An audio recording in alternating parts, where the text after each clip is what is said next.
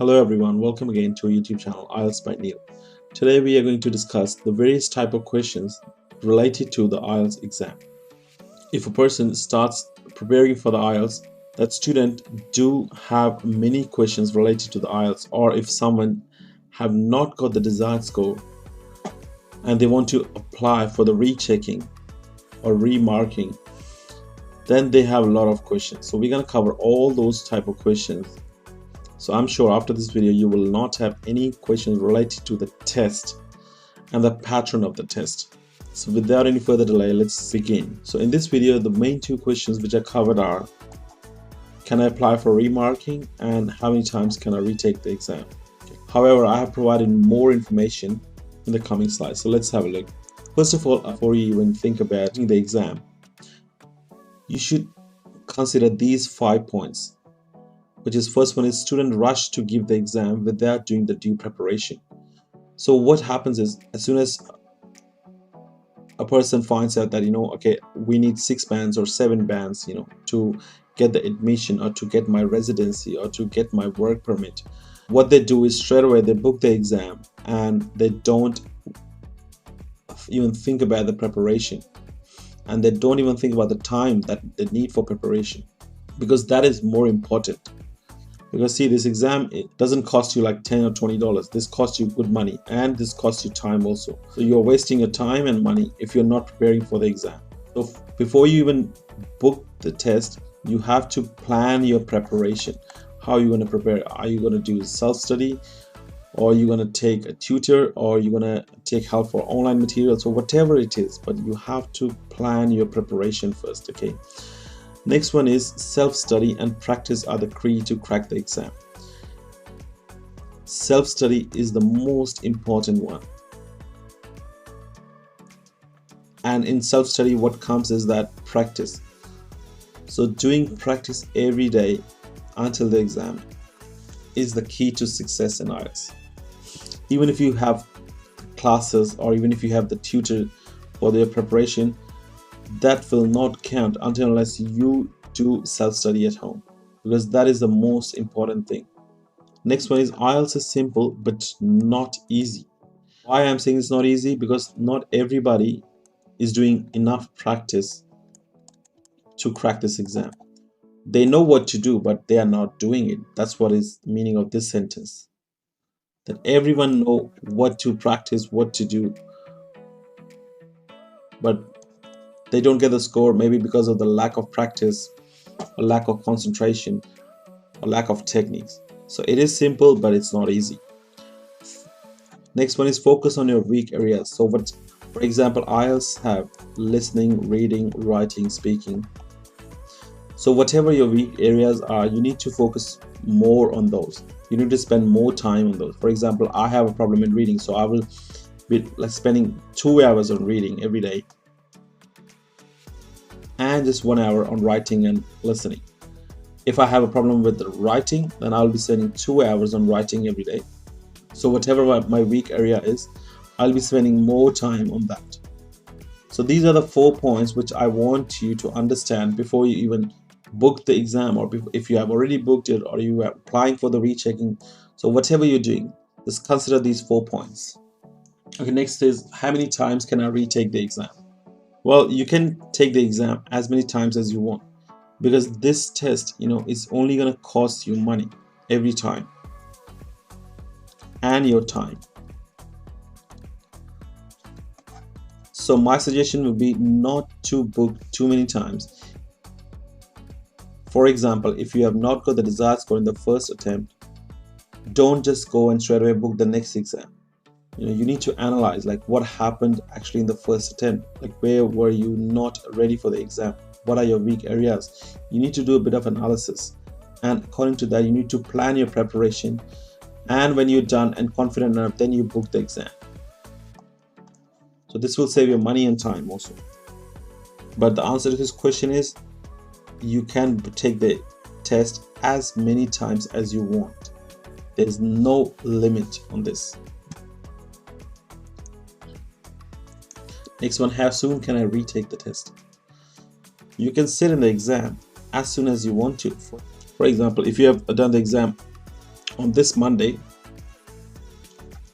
you can book another one on Wednesday, and another one on Friday, and another one on Sunday. Also, you can book on Tuesday. So there's no limit to the booking of the exam. You can give 7 exams in 7 days. But again, it's gonna cost you time and money. So we have to prepare accordingly. Next type of question is, can I retake just 1 or 2 parts such as writing and listening? Okay, for example, you've done the IELTS and in the listening and writing you did not go to your desired score. So can you just book the listening and writing and not do the reading and speaking? No, you cannot do that. You have to retake the whole exam again. So every time you book the test, you have to go through listening, reading, writing, and speaking. Next one is, will my previous IELTS score be taken into consideration while you book your next test? Your previous result will not be taken into consideration. So they don't care what you got in the previous result, and they don't even look into that. Scores will be provided on your performance in that particular test. So whatever your performance is, the scores will be provided on that performance, not on the previous results performance. So previous results in this test doesn't matter. Next one is, will my original result be still valid if I retake the test? Yes, of course. IELTS test is valid for 2 years. Doesn't matter how many exams you go for. Every result is valid for 2 years. For example, you have given first, second test and third test. So if you're given third test, that does not mean that these 2 tests are not valid, because this is valid for 2 years, this is valid for 2 years, and this is also valid for 2 years. So all the exams, all the results are valid for 2 years. Next one is, can I combine the best individual scores from the different tests? Okay, for example, let me explain this with example. You're given 2 tests, test 1 and test 2. In test 1, you've got 7, 7, 6, 7. And in test 2, you've got 6, 7, 7, 7. I'm assuming these are listening, reading, writing, speaking, listening, reading, writing, speaking. So the question is, can you combine these 2 scores with these 2 and make a separate result? The answer is no, you cannot. The scores are counted for one particular test only. So we cannot combine these 2 tests. So whatever the score that you want to get in one test will be counted as one, and whatever the result you're going to get in next test will be counted as the next one. You can't select the best writing score from one and the best speaking score from another. So you cannot do it. Next one is, should I ask for my test to be remarked? Okay, this is very important, because many students, what they do is they just straight away go for the remarking without even thinking about it. Okay, so my advice to you would be, don't ask for a remark unless you have a very good reason for thinking that a mistake has been made. So you have to be 100% sure, or not, even if you're not 100%, 90% sure that something wrong has happened, due to which I've got the low score, so I should go for remarking. Because why I'm saying is because marking is strictly monitored and regulated, and examiners are really experienced. Chances of getting mistakes, or chances of doing mistakes, chances of mistakes are really low, because it is strictly monitored and regulated. So that's why you should think twice before you go for rechecking, because rechecking also going to cost you money, and it takes time also. Now, remarking for listening and reading. Normally, remarking, speaking and writing bands could change, but the chances of changing the score in case of listening and reading are really, really low, because the answer in the reading and listening are either wrong or right, means it's yes or no, right? There's nothing in the middle.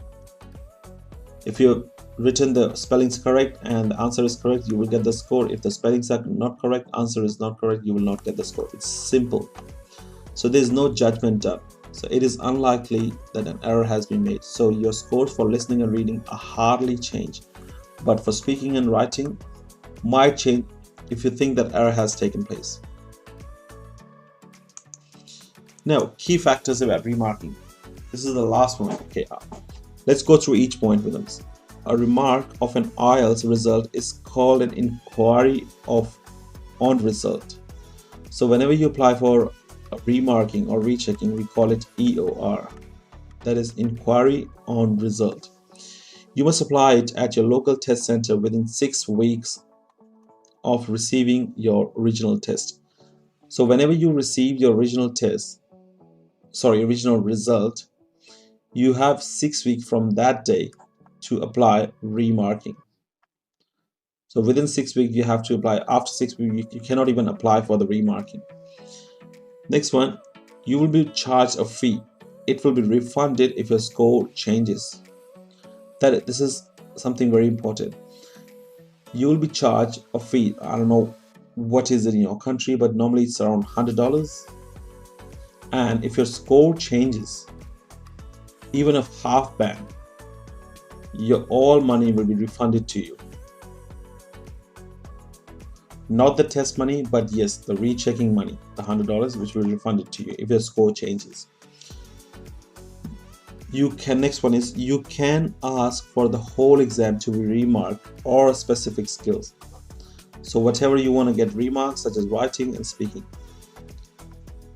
You can either go for remarking for whole test or for just writing and speaking.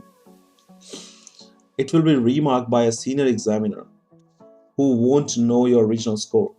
So a fresh examiner is being appointed to recheck your test, and this process will take 4 to 7 weeks. As I told you, this will cost you time and money. 4 to 7 weeks is a long time. You are not allowed to use your original test report form. So when your rechecking is going on, you cannot use your scores which you have already got until the remarking process is complete. So until the rechecking is done, you cannot use your original TRF. Okay, if your band score changes, you will be issued a new TRF. So this is the process for rechecking of an IELTS test.